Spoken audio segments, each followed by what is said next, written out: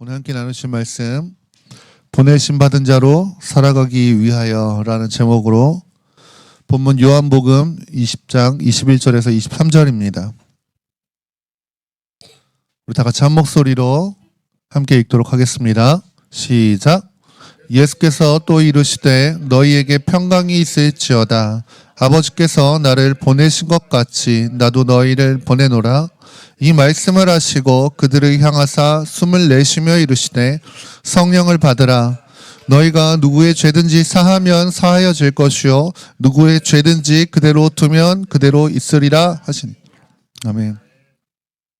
부활하신 예수님이 제자들 이제 처음 찾아가서 하신 말씀입니다. 예수님 뭐라고 말씀하시냐면 아버지가 나를 보낸 것처럼 나도 너희를 보낸다. 어디로 보내는 거겠습니까? 세상으로 보내는 것이죠. 그래서 우리가 흔히 대위임령이라고 하는 예수님의 제자들을 보내는 것이 이제 마태복음에 나와 있지만 각 복음서마다도 그 비슷한 내용이 있는데 오늘 이것을 요한복음의 대위임령이라고도 할 수 있을 것 같습니다. 그러면은 예수님께서 우리를 세상 가운데 보내신다고 했는데 그게 무슨 의미인가? 그래서 좀 자세히 살펴보기 위해서는 예수님께서 우리를 보내시는 게 아버지가 예수님 보낸 것 같이라고 하셨잖아요. 그래서 예수님이 우리를 보내시는 것이 무슨 의미인지 알려면 아버지가 예수님을 보내신 것이 뭔지를 알아야겠죠. 예수님은 이 땅에 하나님으로부터 보내심 받으신 분이십니다. 아멘. 네. 오늘 여기서 보내신 것, 아버지께 나를 보내신 것 같이라는 것에 이 단어의 원형이 보내다라고 하는 헬라어가 아포스텔로입니다. 아포스텔로. 이 단어에서 사도라고 하는 단어도 생긴 거예요. 사도는 보내심을 받은 자라는 의미이고 이 모든 것의 원조가 되는 원형이 되는 단어가 이 보내다의 아포스텔로인데 이거는 어떤 권위를 주어서 파견하는 겁니다. 임무를 위해서. 예를 들어서 고대에 그런 거죠.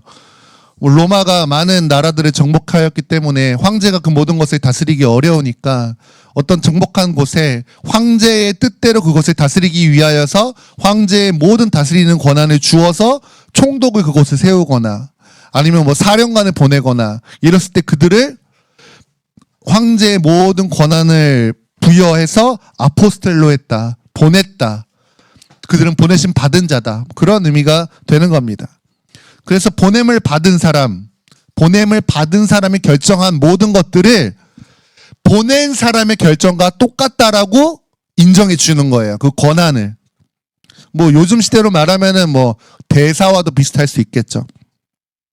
예수님이 아버지의 권한을 가지고 그것을 이 땅에서 아버지의 뜻을 대신해서 이루시기 위해 오셨습니다. 그 중에서 핵심되는 것이 무엇입니까? 예수님이 가진 하나님의 어떤 권한들, 마가복음 2장 10절입니다. 함께 읽겠습니다. 시작. 그러나 인자가 땅에서 죄를 사하는 권세가 있는 줄을 너희로 알게 하려 하노라 하시고 중풍병자에게 말씀하시되. 아멘. 바로 죄를 사하시는 권세예요. 근데 구약적인 생각, 이때 당시만 해도 유대인들은 다 구약적인 생각을 갖고 있죠. 율법적인 생각을 갖고 있죠. 그들의 생각 안에서, 그들의 사고방식 안에서 사람이 죄를 사한다는 것은 오직 하나님만 갖고 계신 권한입니다. 이 바로 앞에 이미 예수님 한 번 더 말씀하신 거예요. 중풍병자한테 중풍병자를 고치시는데 너의 중풍병이 나았어 라고 말씀하지 않으시고 네 죄가 사함을 받았다라고 말씀하십니다. 그래서 병 고치는 것까지는 좋다 이거예요. 근데 그것을 옆에서 지켜보고 있던 서기관, 그러니까 율법 교사가 보니까 어떻게 저 사람이 죄를 사했다고 말할 수 있는가. 그건 하나님 한 분 외에는 할 수 없는 것인데 신성모독기도다라고 생각을 하는 겁니다. 그만큼 죄를 사한다라고 하는 것은 하나님 한 분만의 고유 권한이에요. 구약적인 사고방식 안에서. 근데 하나님이 그 권한을 예수님에게 주신 것이죠. 그리고 이 죄를 사하는 권한이 있으니까 또 어떤 권한을 갖게 되는가? 요한복음 5장 22절 함께 읽겠습니다. 시작. 아버지께서 아무도 심판하지 아니하시고 심판을 다 아들에게 맡기셨으니. 아멘. 심판의 핵심적인 것이 무엇입니까? 죄가 있다, 죄가 없다를 결정하는 것이지 않습니까? 그러니까 예수님이 죄를 사하는 권한을 가지고서 죄를 용서해버리시면 이 사람은 심판을 면하게 되는 거예요. 근데 죄를 사할 수 있는 권한을 가지고 안 하시면 어떻게 됩니까? 심판이 임하게 되는 것이죠. 심판을 결정할 수 있는 권한 또한 예수님이 가지신 겁니다. 근데 이 심판이 어떤 심판이에요? 영원한 죽음이냐, 영원한 생명이냐, 이 갈림길을 결정하는 심판이지 않습니까? 그렇기 때문에 예수님의 이 심판하는 권한은 또한 생명을 주는 권한이기도 한 것입니다. 그러니까 요한복음 17장 2절에 그렇게 얘기하는 거죠. 아버지께서 아들에게 주신 모든 사람에게 영생을 주게 하시려고 만민을 다스리는 권세를 아들에게 주셨음이로소이다. 아들에게 생명을 주는 권한도 있고 만민을 다스리는 권세도 있다라는 것을 주님이 말씀하시는 것이죠. 죄를 사할 권리, 심판할 권리, 생명을 줄 권리, 이게 예수님이 갖고 계신 하나님이 주신 대표적인 권한들입니다. 그래서 이거 가지고서 이 땅에 하나님에게 보내심을 받으신 겁니다. 근데 예수님이 이 권세, 자신이 그렇게 한 것 같이 제자들도 그렇게 권세를 주어 보내겠다라는 말씀을 하시는 거예요. 그게 지금 23절에 나와 있는 거죠. 너희가 누구 죄든지 사하면 사해질 것이고 누구 죄든지 그대로 두면 그대로 있으리라 하시니. 아멘. 우리가 이 말씀 지금 주목해서 보는 이유가 뭡니까? 이게 이 자리에 있었던, 이때 당시에 여기에 뭐, 가룟 유다 빠져 있고, 도마 빠져 있으니까 10명의 제자들한테만 해당하는 이야기가 아니라, 이게 지금 우리한테 해당하는 이야기이기 때문인 겁니다. 예수님이 우리한테도 이 권한을 주셔서 우리를 세상으로 보내시는 거예요. 이게 남의 이야기가 아닌 것이죠. 근데 그 권한이 무엇이냐? 누구의 죄든지 사하면 사해질 것이고, 누구의 죄든지 그대로 두면 그대로 있으리라 하시리라. 아까 이야기했던 용서하는 권한, 죄를 사해 주시는 권한, 심판하는 권한, 생명을 주는 권한, 이게 다 오늘 20장 23절에 담겨 있는 것이고 예수님이 우리에게 그것을 주셨다라는 겁니다. 이게 너무나도 파격적인 일입니다. 당시에 예수님이 기적을 일으키시고 저분이라면 뭔가 다르고 저분이라면 정말로 우리를 구원하지 않을까라고 하는 기대를 어쨌든 받으셨던 분이시잖아요.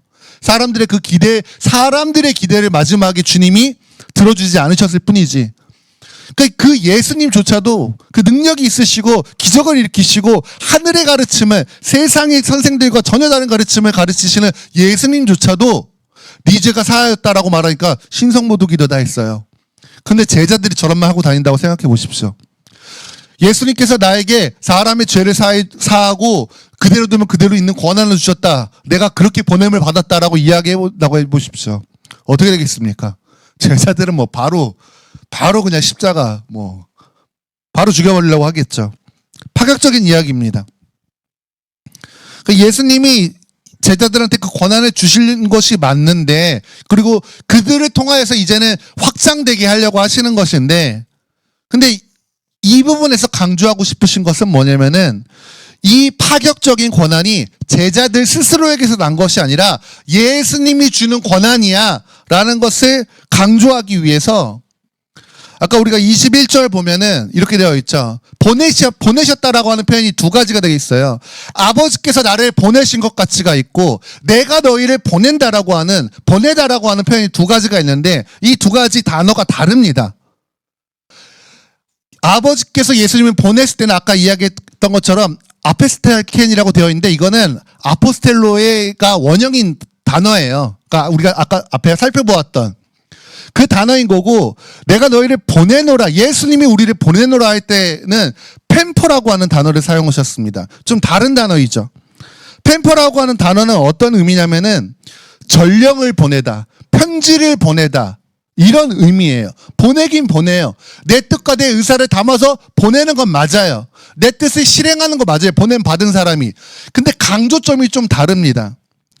아포스텔로라고 하는 이 단어는 보냄을 받은 사람이 신분과 권한을 갖고 있다라는 의미가 더 커요. 근데 펜포라고 하는 단어는 보냄을 받은 사람보다 보낸 사람이 더 강조되는 거예요. 예를 들어서 우리가 편지라는 것이 그렇죠. 편지가 글씨를 잘 썼네 못 썼네, 편지지가 어떤 애보다 더 중요한 건 무엇입니까? 누가 그 편지를 썼느냐가 더 중요한 거잖아요. 그 편지지를 누가 갖다 줬냐도 별로 중요하지 않죠. 택배 기사가 롯데 택배가 갖다 줬던, 로젠 택배가 갖다 줬던, 쿠팡이 갖다 줬고 우체국이 갖다 줬고 무슨 상관입니까?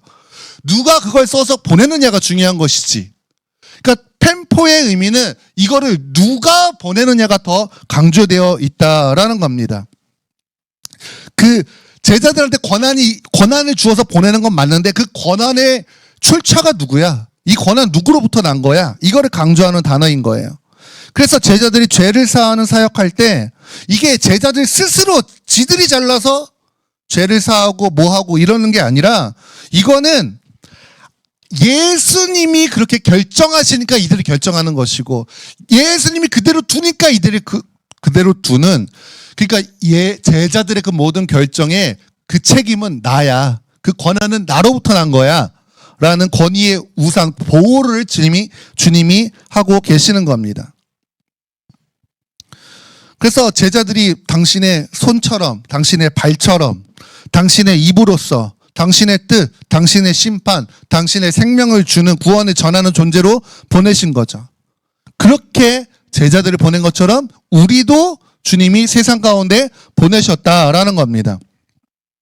이 펜프라고 하는 이 단어의 뜻 안에는 또 뭐가 있냐면은 제자들의 말과 행동과 모든 결정, 그들이 하는 모든 사역에 그들의 뜻대로 하는 게 아니라고 했잖아요. 보내신 분의 뜻대로 하는 거라고 했잖아요. 그 말인 즉슨 보내신 분이 지금도 그들과 함께하고 있다라는 의미가 있는 거예요. 그래서 예수님이 지금 이때 당시에 제자들이 뭐 하고 있는 겁니까? 예수님 돌아가시고 나서 지들끼리 무서워가지고 문 잠그고 있을 때예요. 베드로와 요한이 예수님의 빈 무덤을 보고서 돌아갔는데 뭐 한 게 없어요. 그냥 여전히 문 잠그고 무서워서 숨어 있을 때였습니다. 유대인들을 두려워하여 라고 말하고 있어요. 두려움에 떨고 있는 그들에게 예수님이 아버지가 나를 보낸 것처럼 직분만 딸랑 줘서 직분과 권세 줬으니까 이 나가서 알아서 해라잉. 이렇게 하기에는 제자들이 너무 두려운 겁니다. 그 예수님 펜퍼라고 하는 단어를 쓰면서 야 권한만 주는 게 아니라 내가 너희와 함께 할 거야. 너희의 말에 내가 말하는 거고 너희의 행동에 내가 행동하는 거야. 내가 너희와 함께 할 거야. 너희의 행동은 너희 혼자 하는 게 아니야. 라고 주님이 지금 두려워하지 말라라는 의미도 담겨 있는 겁니다. 그래서 예수님이 우리를 이 세상 가운데 보내시면서 야, 내가 너한테 사명 줬다. 그거 할 수 있게 직분도 줬다. 그럼 이제 가서 해. 알아서 해. 그렇게 보내는 게 아니라는 거예요. 그 보낸 현장 가운데서도 주님 우리랑 함께 하시면서 그분의 말이 나의 입에 담기게 하시고 그분의 행동이 나의 손과 발에 드러나게 하시는 오늘 그 방법으로 함께 하시는 거예요. 그래서 내 걸로 예수님 섬겨오려고 애쓰는 게 아니다라는 겁니다. 우리는 편지신 거예요. 편지지. 아니 어떻게 보면 또 뭐 택배 기사일 수도 있는 것이죠. 그 내용은 주님 내가 직접 너희에게 쓸 거야. 그 권한은 내 권한이야 라고 주님이 말씀하시는 겁니다. 그래서 그분이 우리의 권위가 되시고 그분이 우리의 능력이 되어주신다라는 거예요. 그럼 이게 어떻게 가능해지는가? 어떻게 예수님이 우리와 함께 하시면서 우리의 능력이 되시고 우리의 권한이 되셔서 세상 가운데에서 죄를 사하고 죄를 사하지 않고 심판하고 생명을 주는 일들을 하시는가? 21절과 23절 사이에 22절의 말씀을 봐야 합니다. 한번 읽겠습니다. 시작. 이 말씀을 하시고 그들을 향하사 숨을 내쉬며 이르시되 성령을 받으라.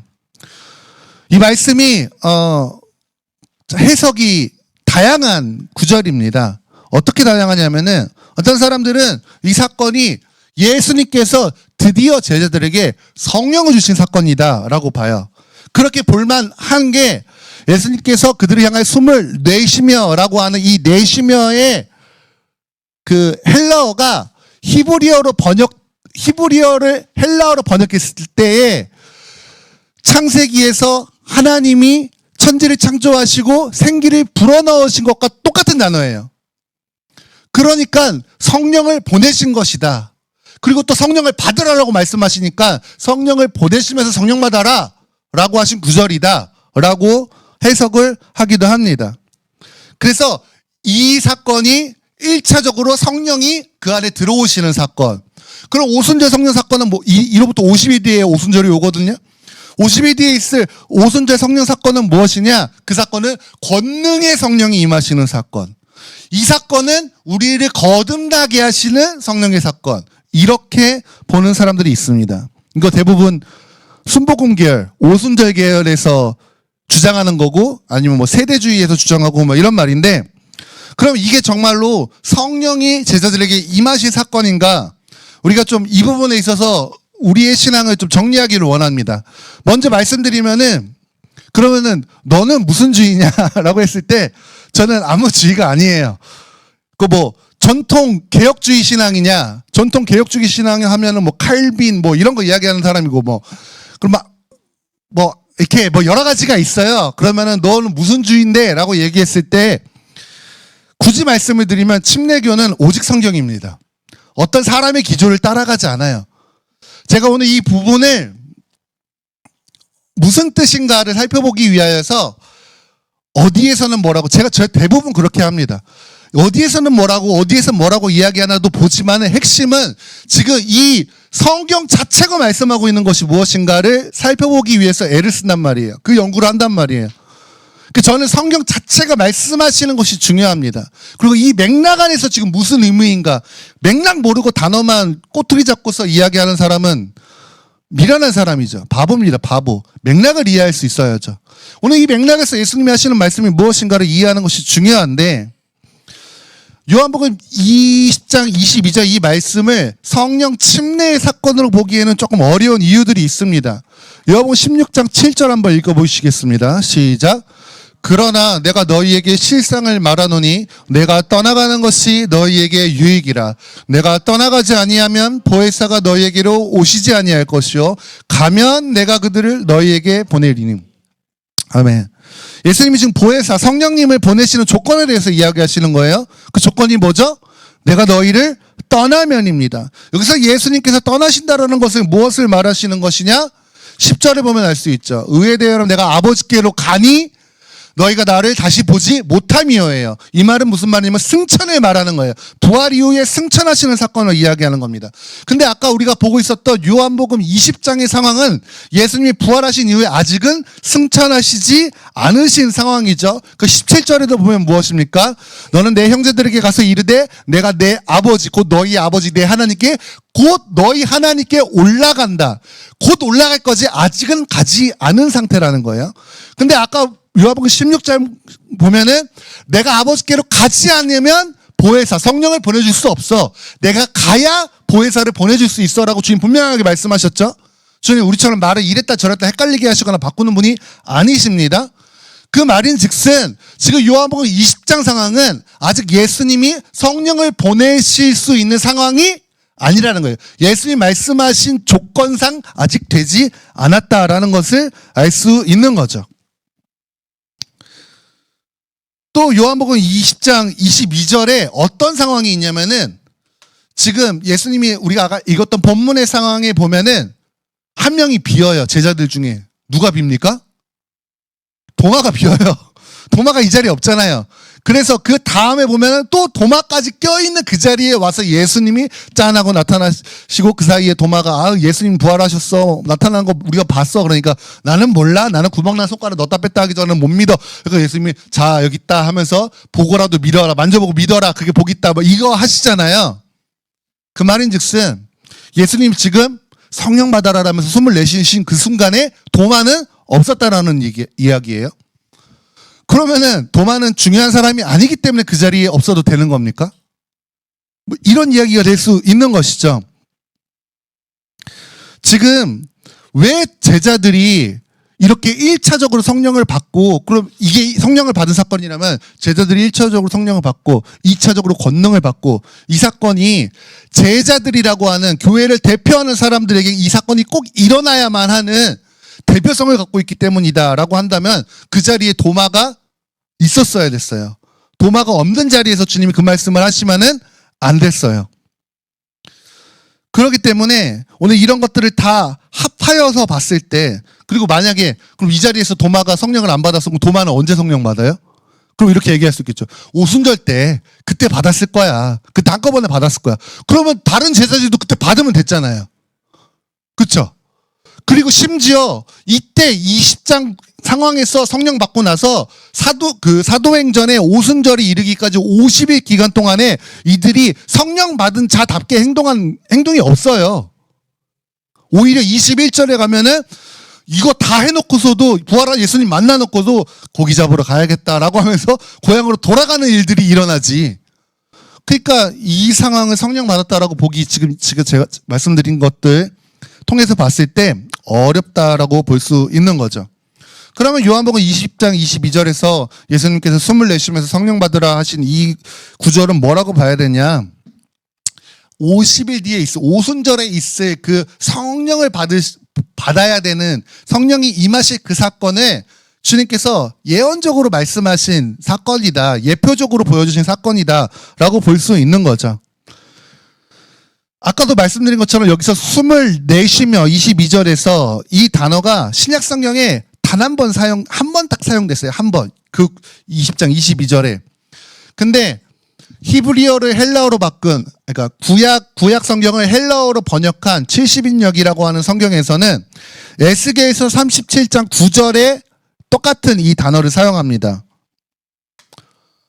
보면은 에스겔한테 주님이 명령하시죠. 마른 뼈들을 보여주면서 마른 뼈들한테 네가 생기를 대어내라. 그러면서 생기를 불어서 살아나게 하라라고 명령하시는데, 여기서 불어서가 똑같은 단어를 쓴 겁니다. 예수님이 숨을 내쉬며와 똑같은 단어인 거예요. 근데 여기서 에스겔이 생기를 불었을 때 결국에는 그 마른 뼈들을 살리신 게 누구예요? 성령이시죠. 성령을 표현한 거란 말이에요. 그러니까 이런 것들을 봤을 때에, 근데 여기서도 지금 에스겔이 불었을 때 성령이 그 자리에 막 이스라엘에게 임하지 않았죠. 그렇게 될 것이다라는 거 주님이 보여주신 것처럼 예수님이 숨을 내쉬면서 성령 받아라라고 하신 것이 50일 뒤에 있을 그날에 너희가 반드시 성령을 받아야 한다는 것과 그렇게 성령이 임하실 것을 확증시켜 주시는 사건이라고 볼 수 있는 겁니다. 그래서 실제로 예수님이 숨을 내신 것처럼 사도행전 2장에 보면 성령 강림하실 때 바람이 불어오면서 성령이 임하셨던 것이죠. 그래서 성령을 강조하시고 성령이 임할 것을 확인시켜주는 사건으로 볼 수 있는 겁니다. 그래서 대부분 이 부분을 성령이 임했고 그 다음에 오순절 그날에 성령이 능력을 받았어라고 말하는 주의는 능력이 더 필요하다라고 말하는 주의예요. 대부분 성령이 뭘 더 받아야 된다. 이제 그런 식으로 흘러가기 위해서 성령을 그렇게 해석하게 됩니다. 근데 우리는 이제 그렇게 보는 것이 아니라 성령이 임하셨을 때 완전하게 임하신 겁니다. 아멘. 그로 인해서 우리 안에 예수 그리스도의 생명이 들어왔고 우리는 거듭난 거예요. 그 대신 우리가 성령의 충만함을 이야기하는 이유는 우리 안에 이미 오셔서 떠나지 않으시겠다고 약속하신 그 성령께서 우리를 얼마큼 다스리시냐의 정도의 차이를 이야기하는 겁니다. 그분이 우리를 온전하게 다스리시는 상태를 충만이라고 이야기하는 거예요. 그분이 계신데 그분이 인격적인 분이시기 때문에 우리를 비인격적으로 조종하지 않으세요. 우리가 그분께 우리를 내어드리고 그분이 일하실 수 있도록 우리의 마음과 우리의 영혼의 상태를 그분이 기뻐하시는 환경으로 드리고 말씀을 보고 기도하고 이런 것들을 통해서 그분이 우리를 다스리시게 내어드릴 때 그분이 우리 안에서 충만하시는 거란 말입니다. 우리는 그것을 이야기하고 그것을 주장하는 의미의 충만을 이야기하는 것이죠. 그러면은 또 너네 모였을 때 왜 성령님 이곳에 임하소서 하느냐? 성령님이 제 안에만 계시면은 그 여러분 안에 안 계십니까? 제 안에 계시는데 동시에 여러분 안에 계시죠? 또 그 성령께서 오늘 모이는 우리 이 공간 안에 충만하게 역사해 달라고 하는 의미 안에서의 성령님 이곳에 오십시오. 성령님 이곳에 충만하여 주십시오라고 우리가 외치고 기도하는 것이다라고 이해하시면 되시겠습니다. 그래서 믿으니까 바로 성령 받았다라고 이야기하지는 않아요. 그렇게 보지는 않습니다. 사도행전에도 보면은 예수 믿는 사람들이 있었어요. 근데 그들이 우리가 믿을 때에 예수를 믿었으나 성령에 대해서는 들은 바도 없었다라고 이야기하는 사람들이 나옵니다. 그러니까 사도들이 가가지고 안수하니까 그제서야 성령이 임했다라고 하는 사건들이 기록돼요. 그래서 믿는 것을 성령이 도우시지 않으면 믿을 수 없죠. 근데 그 성령이 그 안에 들어오셔서 믿게 하셨다기보다는 성령이 밖에서 도우셔서 예수를 믿게 고백하게 하셨던 거고, 그것이 이제는 너는 그리스도의 것이야. 이제 너는 그리스도의 구원을 받은 자야라고 인을 치시기 위해서 성령이 들어오시는 사건. 그래서 다시는 떠나지 않고 주님 앞에 서는 그날까지 함께 하시면서 우리의 구원을 완성해 가시는 그 성령이 들어오시는 사건은 믿는 것과 성령 침례는 구분된다라고 보시면 되겠습니다. 그래서 우리가 성령에 대해서 이야기할 때 우리는 구원의 이 부분에 있어서 이야기할 때 세 가지인 거예요. 예수 믿었다. 그럼 이건 말 그대로 그냥 믿은 거죠. 그리고 성령 침례, 성령이 그 안에 들어오셨다. 이 사건, 거듭났다. 똑같은 이야기인 겁니다. 그리고 성령 충만, 이 상태에서 성령이 우리를 다스리시는 사건, 충만하게 막 드러나시게 우리를 다스리시는 사건, 이거 성령 충만, 요렇게 구분을 하시면 될 것 같습니다. 어쨌든 말씀을 정리해서 볼 때 우리가 예수님한테 보내심을 받아서 그분이 하셨던 일, 죄를 사하시고 심판하고 생명을 주시는 일을 해야 하는 자들로 부르심을 받았는데, 이건 우리의 어떠함으로 가능한 게 아니라 예수님이 함께 하셔야 되는데 예수님이 그 일을 하시게 되는 방법이 무엇이냐? 성령이 우리 안에 오심을 통해서라는 거예요. 성령과 함께 할 때라는 겁니다. 여러분, 우리가 무엇을 할 때 이 땅에서 행복한가? 가장 행복한 거는 이제 부르심을 따라 살아야 행복한 것 같습니다. 그러니까 이 땅에 소망이 없잖아요. 이 땅에 소망이 있으니까. 네, 이 땅에 소망이 없어요. 그러니까 내 행복을 위해서 살면 불행해질 수밖에 없는 것 같습니다.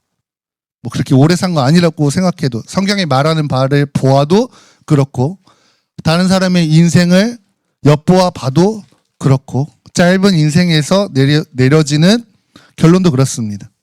그럼 그렇다고 해서 나의 행복을 위해 사는 것은 불행이지만 다른 사람의 행복을 위해 사면 행복하냐?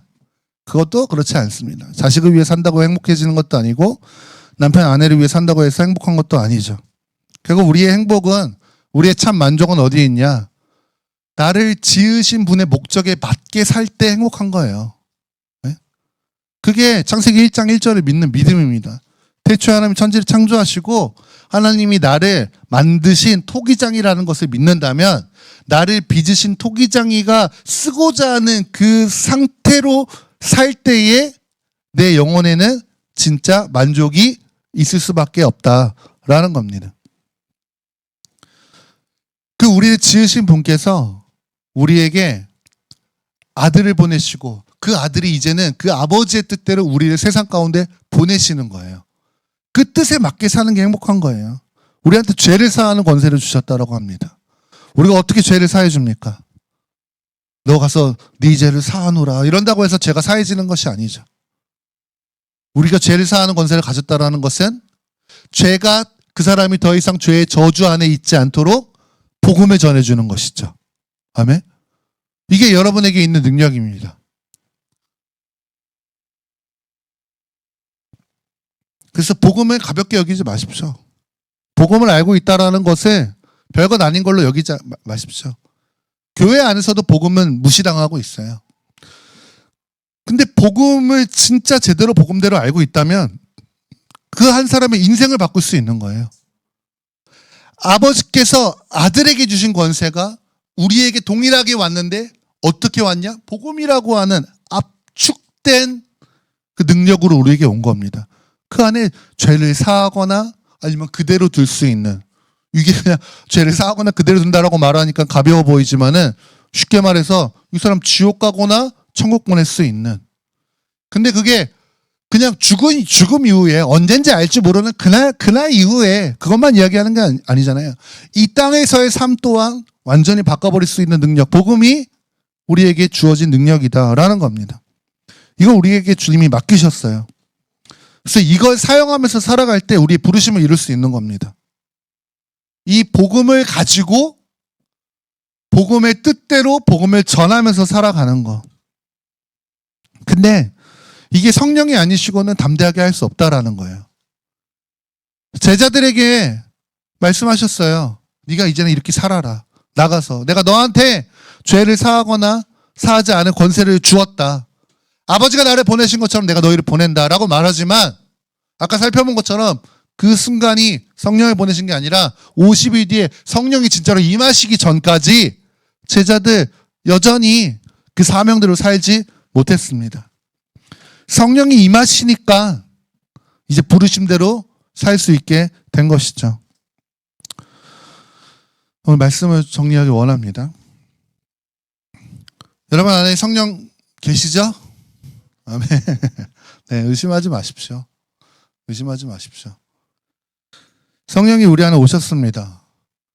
근데 성령이 오셨는데 너무 감사한데 우리가 성령님 너무 좀 외롭게 하거나 성령님 괴롭게 하고 있지는 않은지 좀 돌아볼 필요가 있습니다.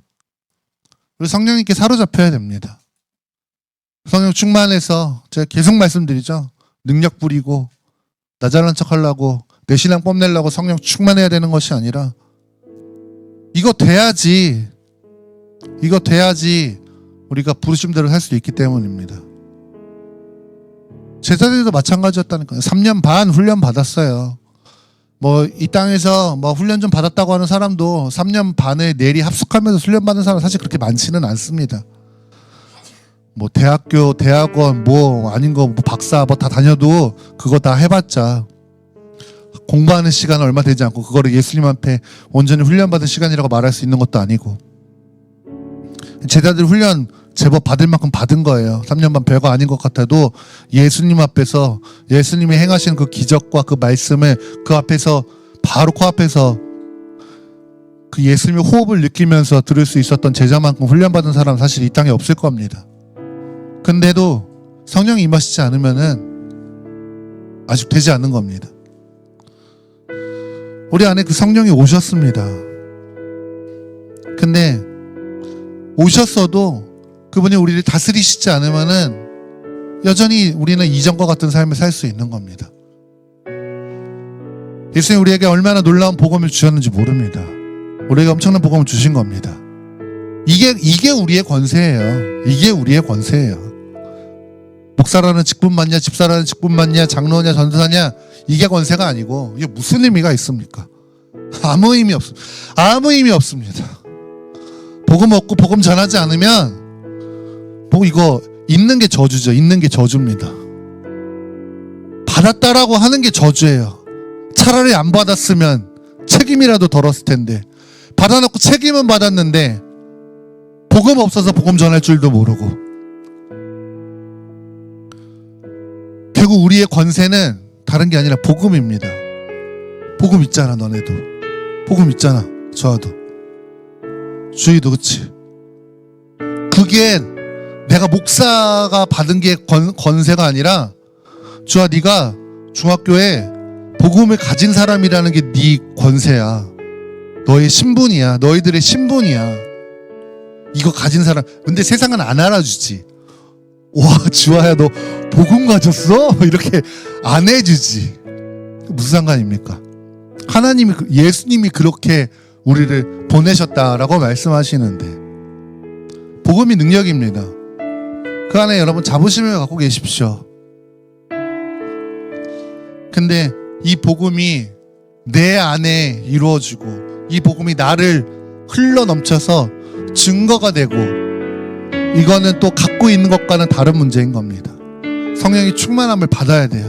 성령 충만함은 옵션이 아니에요. 성령 충만함은 그냥 있어도 좋고 없으면 어쩔 수 없고 우리 어디 분위기 따라가지 않는다니까요. 어느 교회에 어느 신학에 그거 따라가지 않는다는 거. 성령 분명히 말씀하시지 않습니까? 성령 충만을 받으라고. 왜? 복음을 증거하기 위해서. 왜? 복음을 살아내기 위해서. 사명대로 살고 부르심대로 살기 위해서. 이 땅에 우리가 살아가는 그 목적답게 살아가기 위해서 성령의 충만함을 받아야 한다라는 겁니다. 여러분 성령의 충만함을 구하십시오. 성령님 나를 다스리십시오. 그 순간 나를 주님 앞에 드리시는 여러분 되시기를 원합니다. 그거 아니면은 이 몸의 소망 무언가입니다. 이 몸의 소망 아무것도 없습니다. 내가 뭘 잃어도 아무 의미 없습니다. 주님 성령께서 나를 다스리셔서 나를 보내신 예수 그리스도의 뜻을 이 땅에서 이루어지게 하여 주십시오. 그럴 때 주님 아무도 몰라주는 오늘 그곳에서 내가 위대하고 대단한 일 하는 건 아닐지라도 오늘 그것이 하나님 나라를 이루는 것이고 나의 영혼을 준비하는 일이고 나를 보내신 예수님의 뜻을 이루는 일인 줄을 믿습니다. 성령이 우리를 다스려 주십시오. 우리가 육체의 어떤 육체의 다스림을 받는 것이 아니라 육체를 거슬러 성령의 다스림을 받는 우리가 되게 해달라고 주의 이름 부르며 함께 기도하며 나아가시겠습니다. 주님